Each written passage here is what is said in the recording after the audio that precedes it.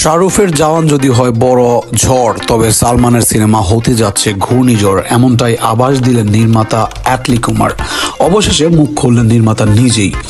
প্রজেক্টটি confirm হওয়ার পর ভারতীয় সিনেমা জগতের স্মরণীয় কাজ হবে তার পরবর্তী সিনেমা। চমক থাকবে সিনেমার প্রতিটি অংশে। শাহরুখ খানের পর এবার কাজ করতে যাচ্ছেন সালমান খানের সাথে। শুধু সালমান খান নয়, সেই সাথে সাউথের বড় তারকা থাকবেন এই সিনেমায়। আভাস অনুযায়ী সেটা রজনীকান্ত হওয়ার সম্ভাবনা সবচেয়ে বেশি। একই সাথে বলিউডের ভাইজান খ্যাত সালমান খান ও সুপারস্টার রজনী, সেই সাথে পরিচালক অ্যাটলি কুমার। উত্তর থেকে পশ্চিম ভারতের সর্বক্ষণে কাঁপন ধরাতে যাচ্ছে সালমানের অ্যাটলি কুমারের নাম ঠিক না হওয়া সেই সিনেমাটি।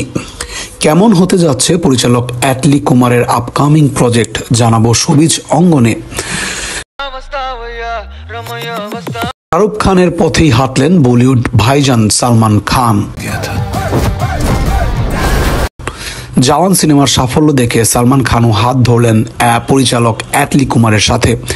এখনও নাম ঠিক না হওয়া এই সিনেমাটি অ্যাটলি 6 শিরোনামে বেশি পরিচিতি পাচ্ছে, কারণ এটি অ্যাটলির ক্যারিয়ারের 6ষ্ঠ নাম্বার সিনেমা। এর আগে 5টি সিনেমা পরিচালনা করেছেন তামিল ইন্ডাস্ট্রির খ্যাতিনামা এই নির্মাতা, যেগুলো বক্স অফিসে বড় ধরনের সাফল্য পেয়েছে। শুরুটা 2013 সালের রাজা রানী দিয়ে।